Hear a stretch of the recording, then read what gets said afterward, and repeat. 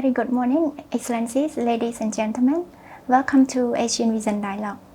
Today, meet me, Sreynou, the host of our program. Today, I have the great pleasure to be joined by Dr. CHHEANG Vannarith, President of the Asian Vision Institute, to our program as a guest speaker. And the topic for today's discussion is about the Cambodia's foreign policy in a multiplex world. And without further delay, I would like to invite Dr. Vannarith to our program. Greeting, Dr. Vannarith. Yeah, thank you so much, Doctor, for your time and participation today. With regard to our current discussion, actually, we have known that Cambodia is a small state that actually is facing some challenges, more or less, with regard to the heightening of the geopolitical rivalry in the region. And due to this reason, we have come to this topic to discuss about the Cambodia foreign policy priorities, opportunity and challenges in dealing with some regional and global challenge. So first of all, I would like to ask your kind perspective on the overall Cambodia foreign policies in the context of the multiplex world. Yes.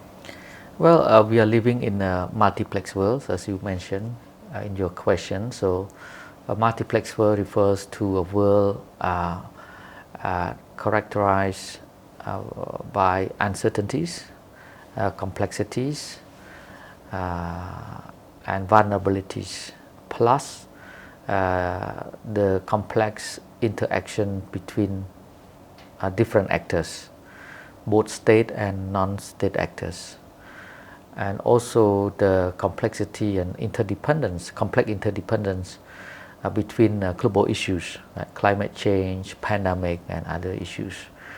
Because we are living in a world that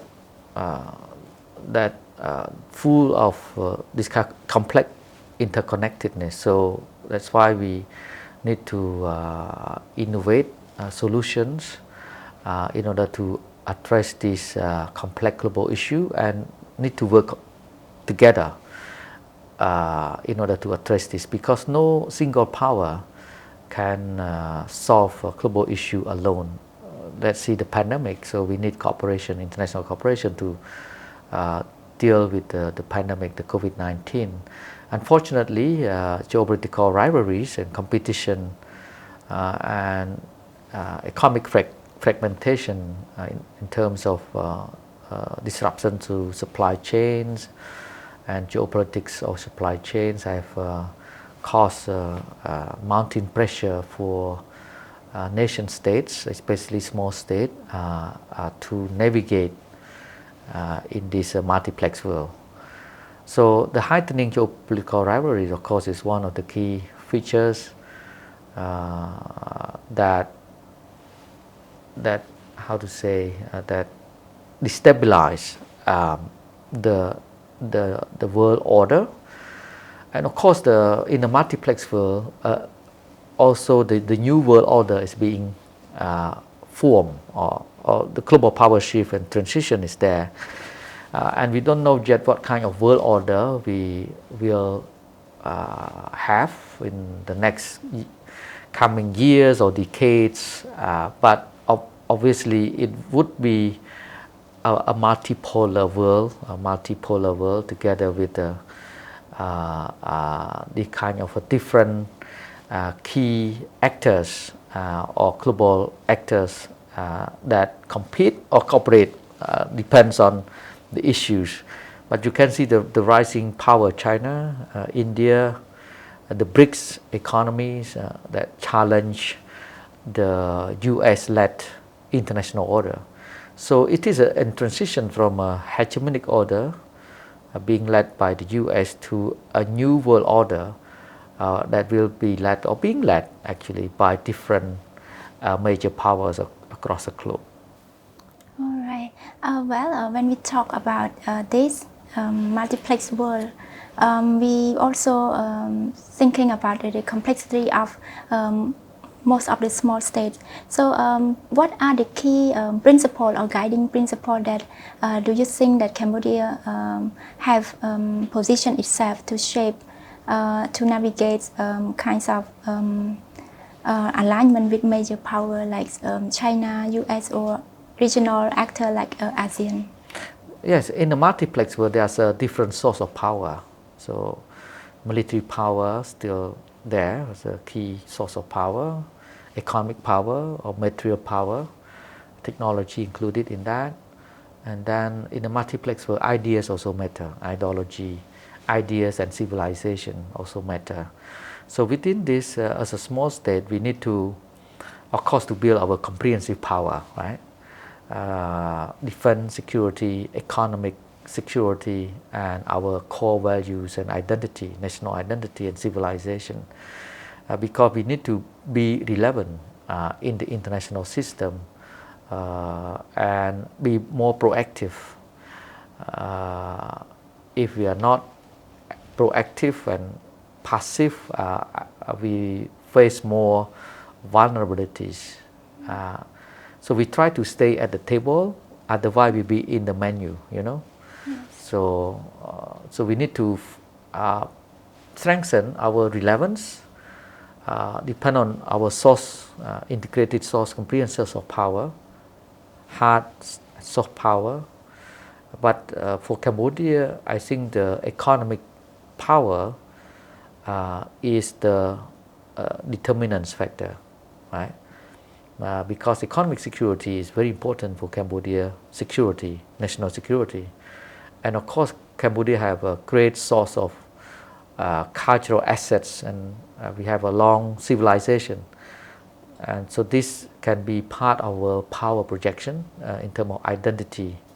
So the SEA Games, for instance, and Angkor Songkran and other cultural events, sport events, have promote Cambodia identity and civilization. So that is part of our soft power. So we need to be relevant in the international system. And of course, Cambodia is not alone.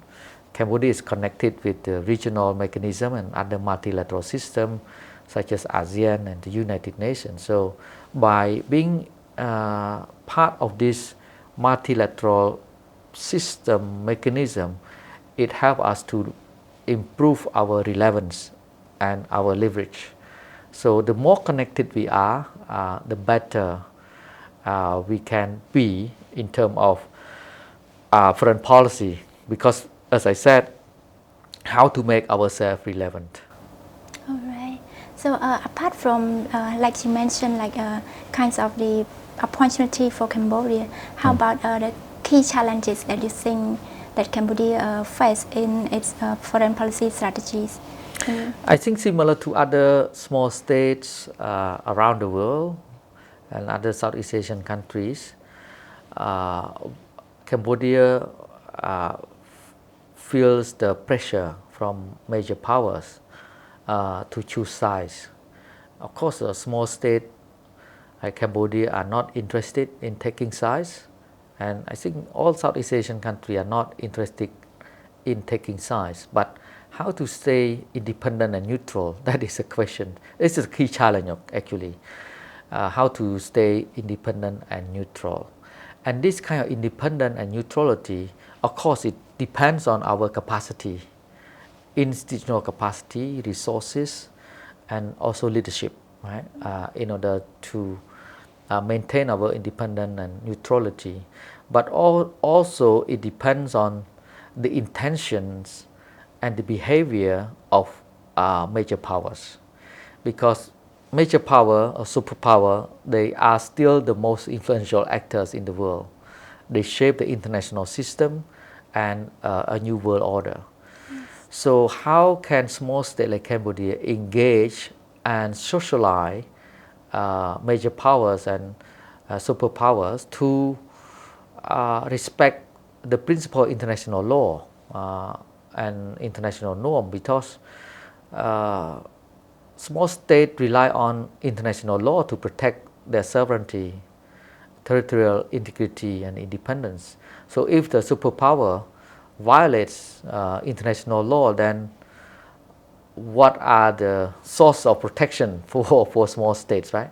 So it make us become more vulnerable if the rule-based international order is violated or is under stress due to the behavior of superpowers.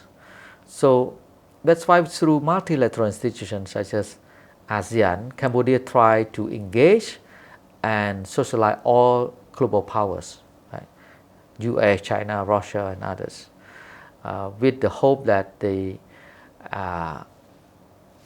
adhere to these kind of common norms and rules. We need to respect the same rules and norms. Based on that, we could cooperate and find solution to the global issue. So the challenge for small state like Cambodia, how to make superpower respect the norms and principles of international law. All right. Oh, that's very insightful, Doctor.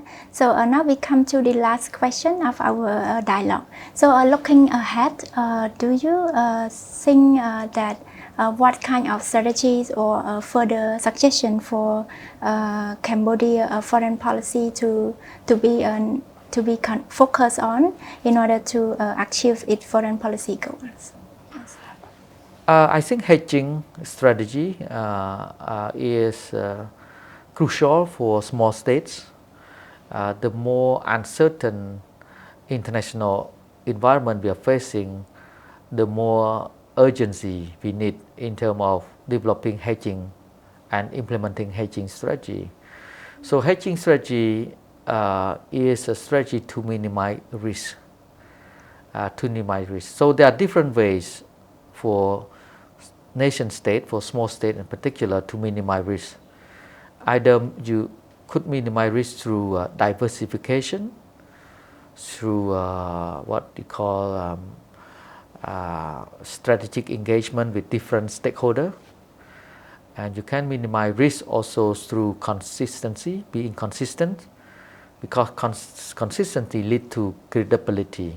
So you need to have consistent foreign policy position and posture. If you keep changing your position and posture, then it may lead to the problem of credibility. So consistency really matters. And we need to know how to communicate our intention and interest with other stakeholders, I mean international friends and partners, and so that we could build a common understanding on consensus on certain bilateral issue and international issues.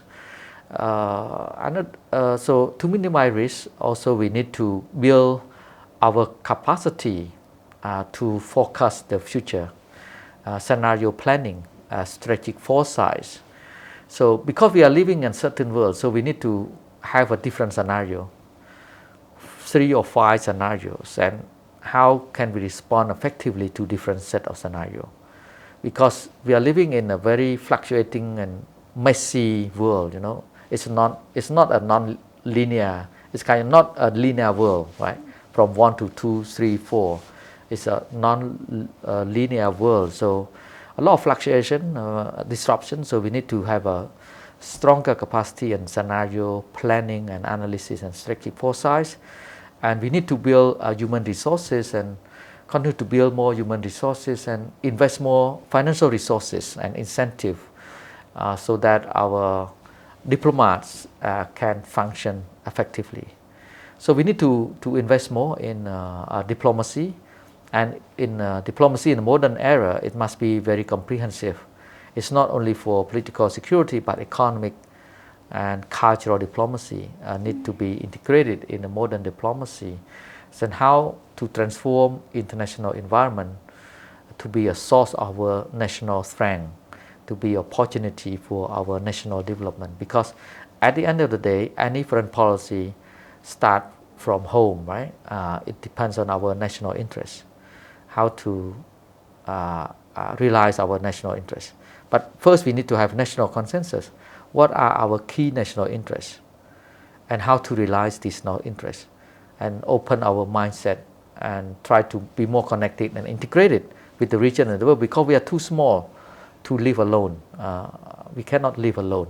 Yes. we need to live in an international system and be part of an international system. So it is a long journey in terms of foreign policy and diplomacy in order to minimize risk and increase the opportunities to realize our national interests. All right. Thank you, Dr. Vannarith, for your very comprehensive answer. I am very pleased to have you with us today. Due to time constraint, I think we have come to an end our discussion. Thank you, Doctor, once again for being here. Ladies and gentlemen, the dialogue has now come to an end. Thank you for watching, and I see you next time.